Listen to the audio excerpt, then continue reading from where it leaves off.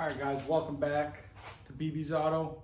Today we're going to do an unboxing of a VEVOR Mig 270, so 270 amps.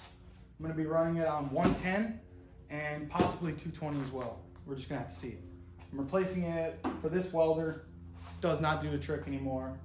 Something's wrong with it. It needs to go. The new needs to come in. $200 for a welder, not bad. So let's get started on opening it. Let's show you what we got here.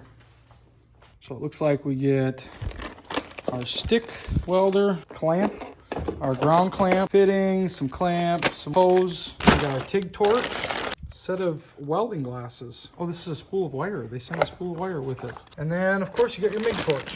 Let's pull all this out and get her all set up on the welding cart. Let's hook up our ground clamp.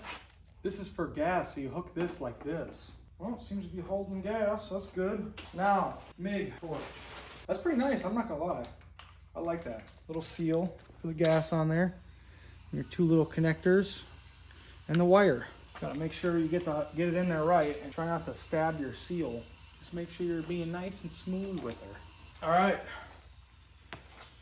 Now we can power it. We got our little 220 adapter. All right, well, we did a little bit of testing, setting the voltage there.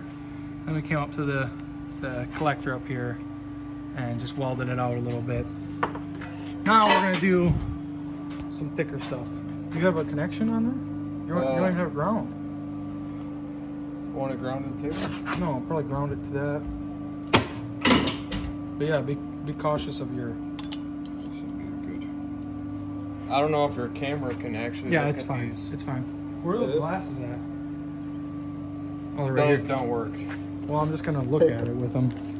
Yeah. All right, go ahead. You don't need that so far out. Further back.